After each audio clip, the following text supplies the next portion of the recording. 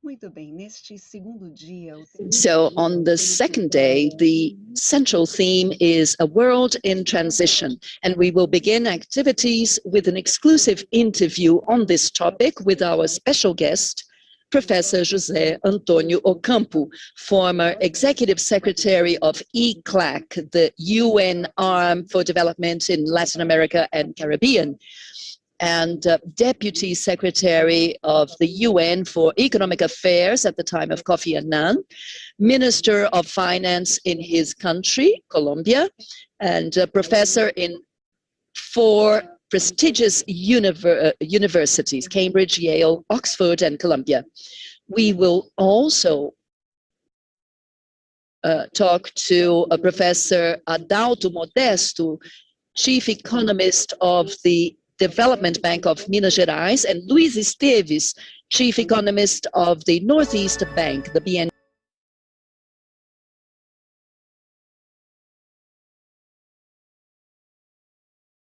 Hello, everyone.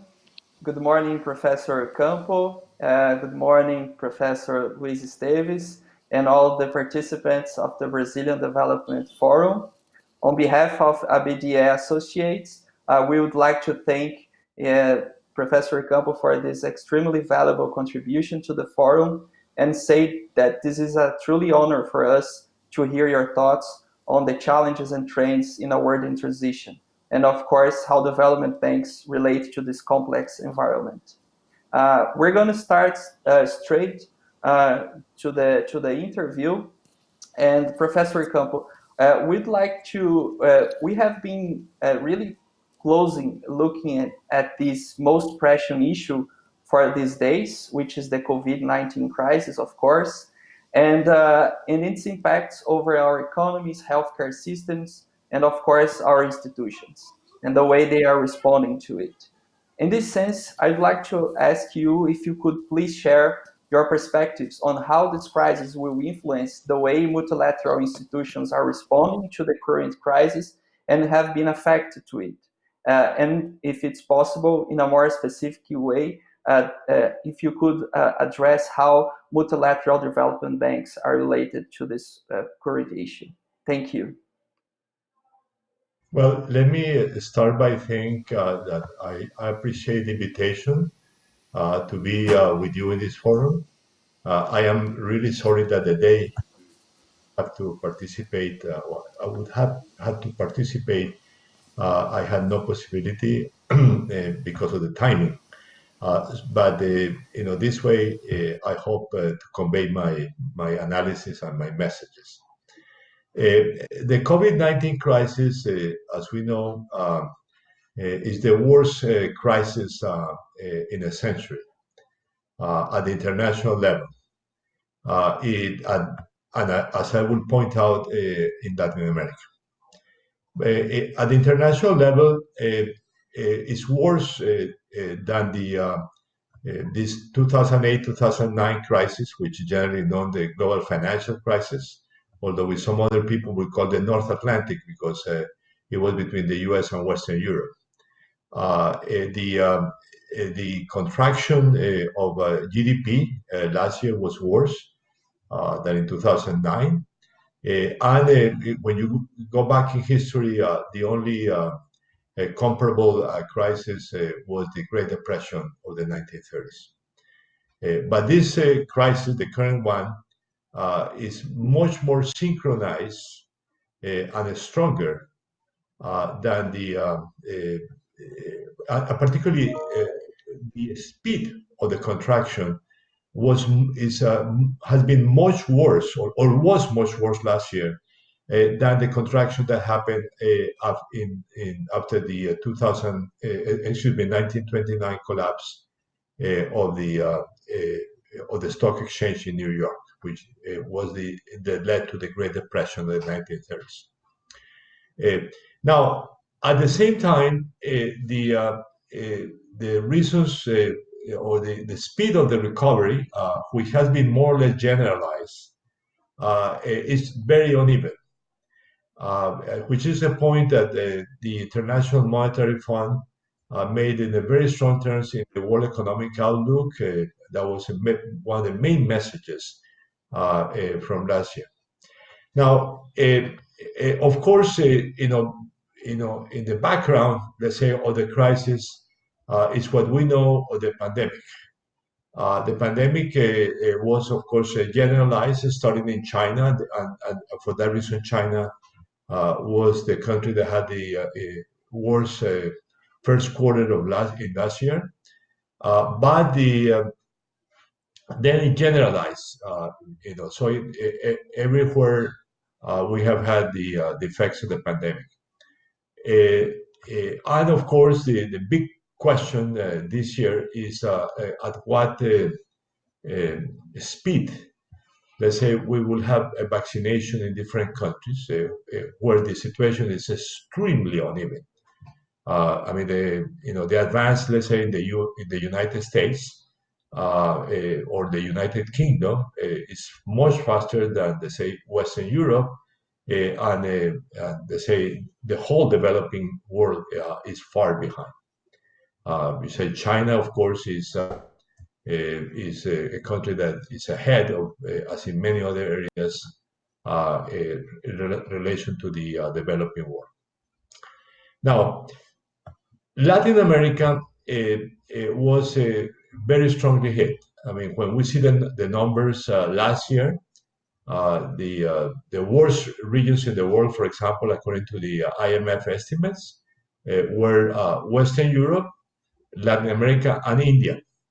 But India is recovering much faster this year, so it's only Latin America and Western Europe that will not recover in 2021 what they lost in 2020. And a big question is why in the case of Latin America. Actually I wrote a paper for CEPAL, for the Economic Commission for Latin America and the Caribbean, on which is called the COVID-19 Crisis in Historical Perspective, in which, first of all, I show that this was the worst crisis in Latin American history. I mean, comparing to even to the debt crisis of the 1980s or the Great Depression of the 1930s. This was by far the worst crisis in history. But the external shocks were probably not the reason for the strength of the crisis, for several reasons. First of all, international trade did collapse initially, but it recovered much faster than in 2009, 2010, in such a way that by the end of last year, it had recovered pre-crisis levels. Commodity prices did not behave badly except for oil. The private financing did have a strong hit initially, but the access of emerging economies to international private capital markets came back around mid-April, and according to my knowledge, about 13 Latin American countries, which is of course the overwhelming majority, had access to international private financing. And that was at relatively low cost. I mean, because of the reduction in the U.S. interest rates and the margins, the risk margins were relatively low. So most countries and many firms were able to issue bonds in the international markets at relatively low cost and long maturities. So the way I explain it to my students is that this, in terms of the shutdown of international private markets, this was a 2-month crisis compared to around 12 months after the collapse of Lehman Brothers in 2009, compared to, for Latin America, about 6 years after the East Asian crisis, and about 8 years during the Latin American debt crisis. So this, in terms of private financing, this was not a very strong crisis. And actually, to add one point, remittances of migrant workers, which of course not an important issue for Brazil, but it's an important issue for many Latin American countries, specifically in the Central American, the Caribbean area. Let me say that according to all the information that is available, remittances, actually, particularly from the United States, actually increased last year rather than decline. They had declined in 2009. So all the external shocks were there, but they don't explain why the hell this crisis was so steep, so hard in Latin America. So my explanation is actually that the reasons must be found internally in our countries. And as I have pointed out, the crisis hit after 5 terrible years in terms of world economic growth in Latin America. And also with the deterioration of the fiscal accounts, in such a way that the capacity to respond to the crisis was also limited by the fiscal space that we had. Actually, in January of last year, prior to the COVID-19 or the knowledge of the COVID-19, I actually wrote an op-ed which called the 5 years prior to this crisis the lost half decade. I said we had already had a lost half decade.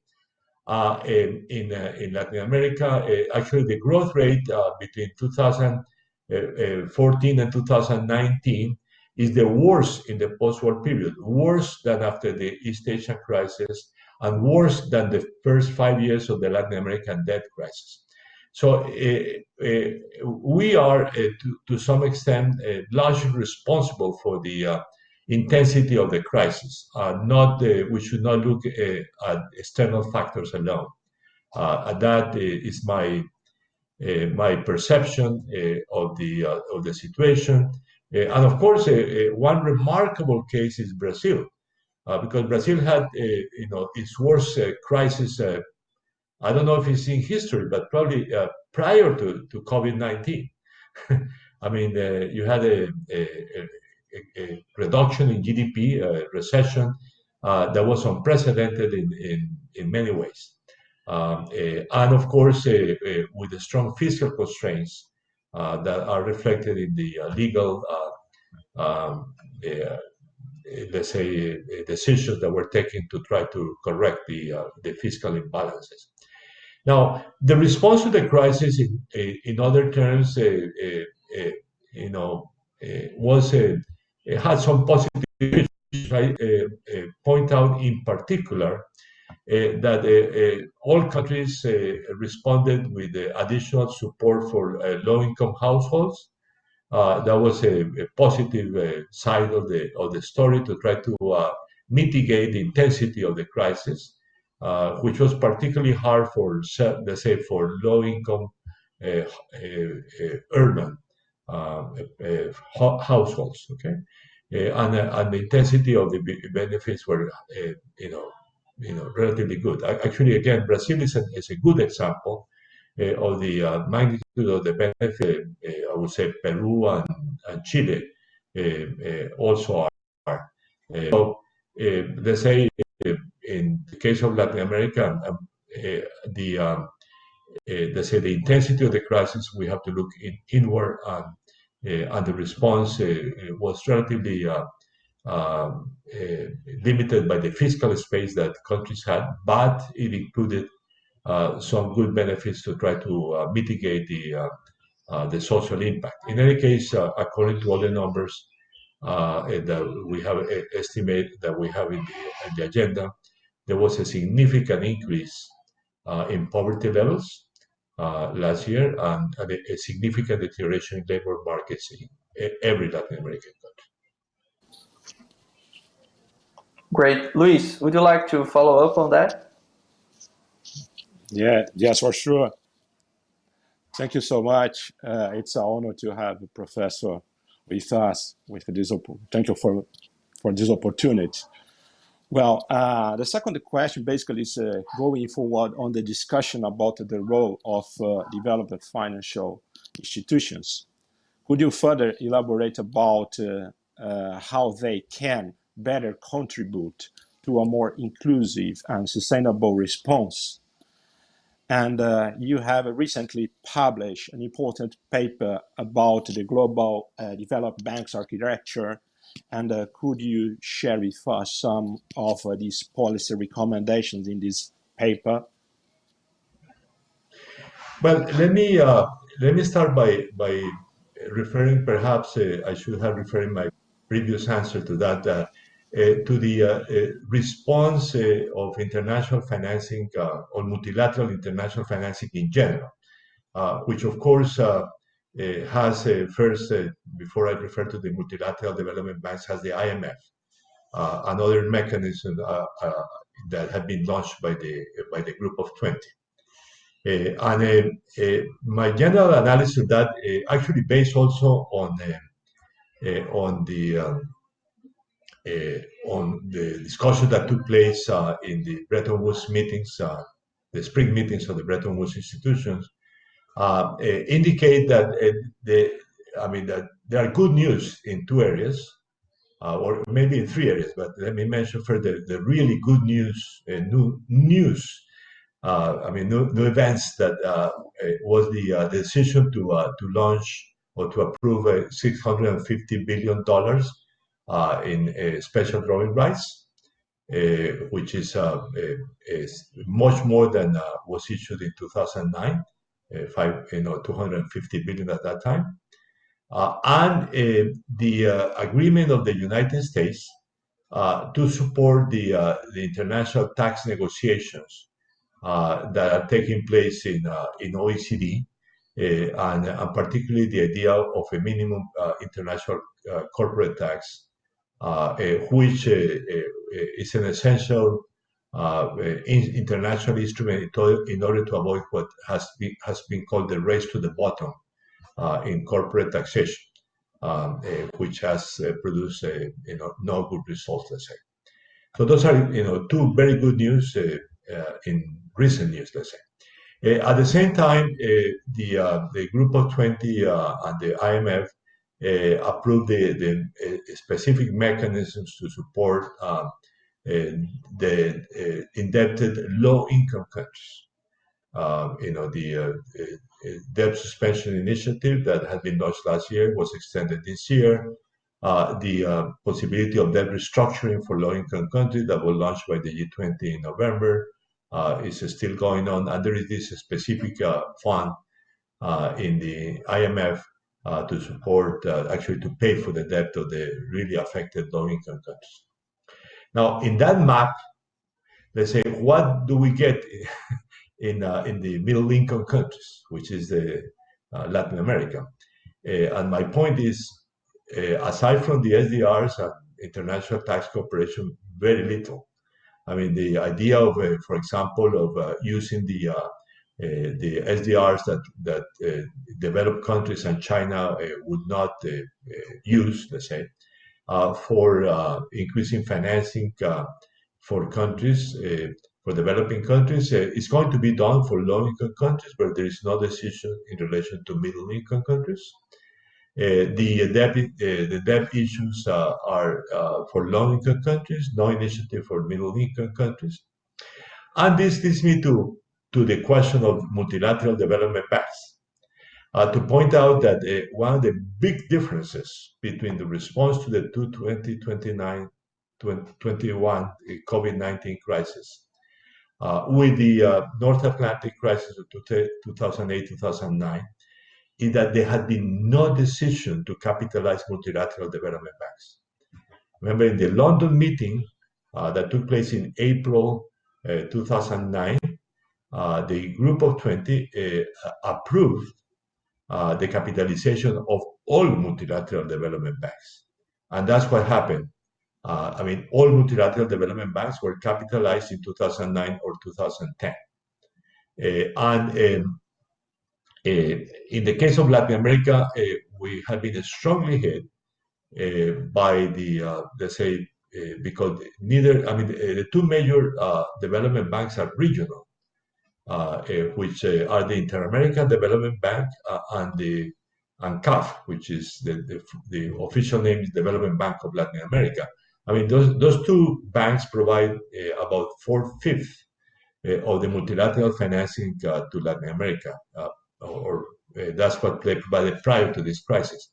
And none of them were capitalized. And furthermore, both are involved in deep internal political issues because of the election of a U.S. president for the Inter-American Development Bank, which was a very controversial issue last year. And since that is seen as supported by the Republicans in the United States, the chance that the U.S. Congress will approve a capitalization of the Inter-American Development Bank, I would say, is close to zero. In turn, CAF is involved in a lot of domestic internal issues that led to the resignation of the president and a process to elect a new president, and therefore, again, little chance that so long as the crisis continues, there will be capitalization of CAF. So in that context, the only good news, let's say, at the world level is that the World Bank had been capitalized in 2018, and therefore that's the World Bank is the institution that have responded to the crisis. For example, all the increase in multilateral financing to Latin America, which was about, according to my numbers, around 20% last year, came from the World Bank, not from the Inter-American or Development Bank or CAF. And then it's also for the Central American region, the Central American Bank for Economic Integration was capitalized. The capitalization was approved at the end of last year, at the end of 2019, and went into effect at the beginning of 2020. So that's a little bank, but very important for Central America, of course. And that bank has been more active, let's say. But the issue of capitalization of multilateral development banks is a very, very important issue. In the analysis that you mentioned that I had made of the system of multilateral development banks, let me perhaps underscore some of the functions that I see in which they can play a role. And perhaps the first one I will underscore is the capacity to work with national development banks, or in cases like Brazil, where you have sub-regional, sub-national, development banks, the capacity to also work with the sub-national banks.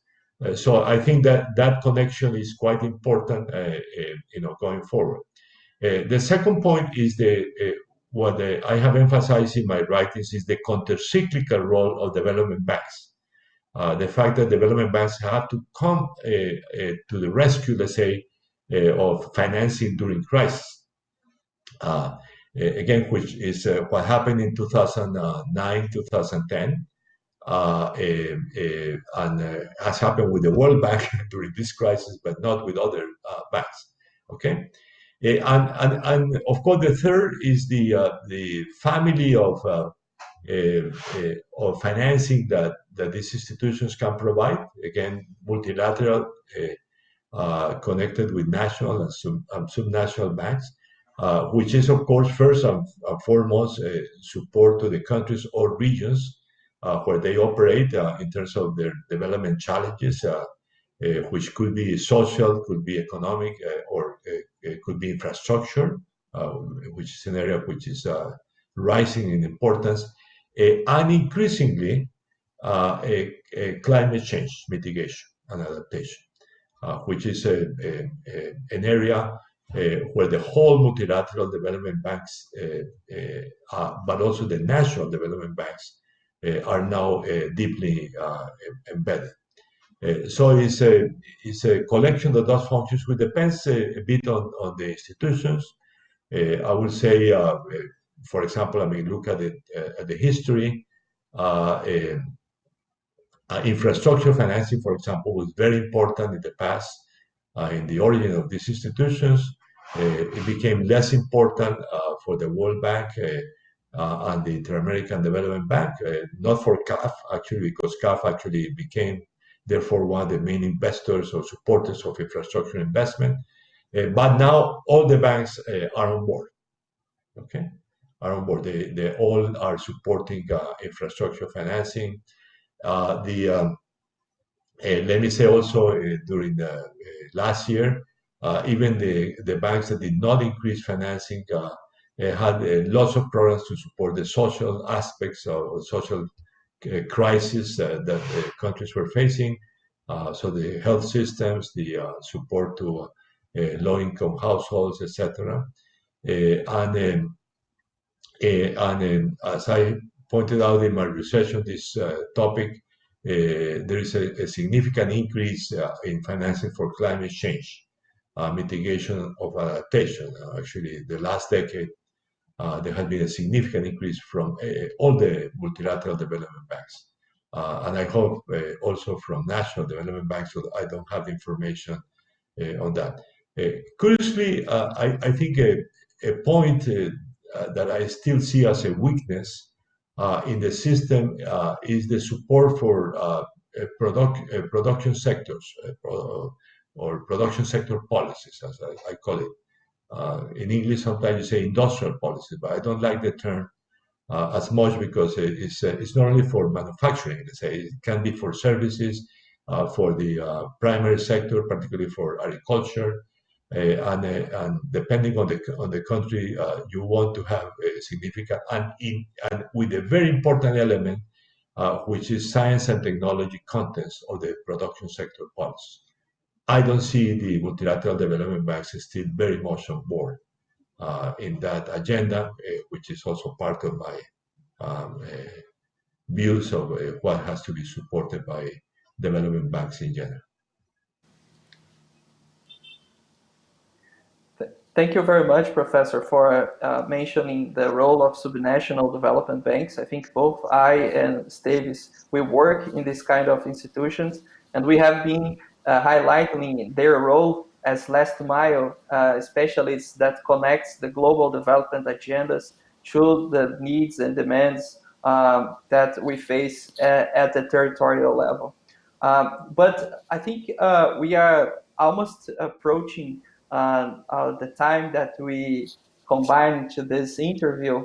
And I think that maybe we should use this final minutes to hear your words and your thoughts on what would be the most pressing issues or challenges that practitioners or people that are working in the development field and that are watching us today, they should care about. And please, Professor, feel free to add whatever you think is more appropriate for us today. Well, following on my previous answer, let me start by emphasizing that the development banks have an essential role in the economic recovery after the crisis. That the countercyclical role is a very important role for all multilateral, national, and subnational development banks. So let me start by pointing that out. And that depends on the specific projects of investment, on support to the social dimensions of the crisis, etc. So that's one particular element. Second, again, following on my previous answer, I think in the area of social policy, there is a very important role. I guess the strengthening of the health system, including all the actions that can be done. I mean, for example, what can be done in terms of the production of vaccines or production of medicines to combat this health emergency, but also other emergencies.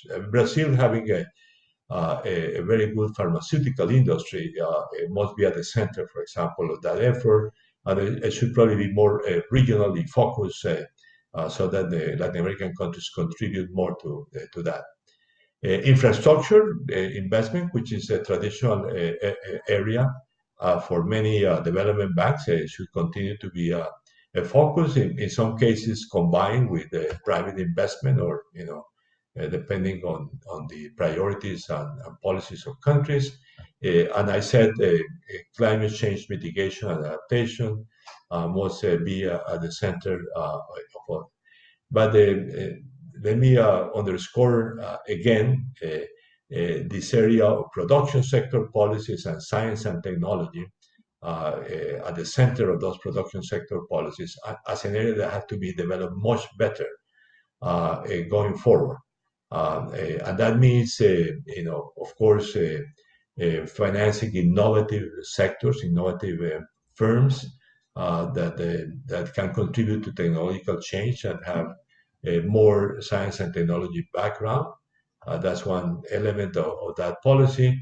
And again, it's not necessarily manufacturing. It can be the primary sector, agriculture in particular. For example, Brazil is very well endowed has been doing fantastic work in let's say, in the technological change of the soybean industry or the corn industry, which is very important, and also services. And now, of course, with this ICT having become at the center of the management of the crisis everywhere, because of the way we link, like I am linking with you today, is through ICTs, information and communications technologies.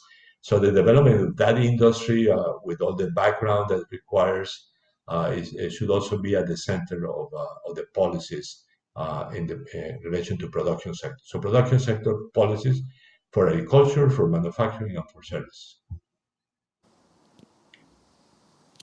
Great. Luiz? Well, it's time to finish. Thank you so much, Professor Ocampo, for these insightful thoughts that we share with us. I'm sure that this kind of moment, it's very important for us to design a better public policies or development policies for entrepreneurs, for women, for climate change, and so on. Thank you so much. It was a very nice interview, and I would like to ask for Adauto for finishing this panel. Thank you so much. Well, no, thank you for the invitation, and particularly Brazil has one great advantage. It has one of the largest national development banks of the world, BDMG, but also has several subnational banks, which also play a very important role. That's unique in Latin America, and I think you should be very strong in the management of your development banks. Thank you so much. Thank you very, very much, Professor.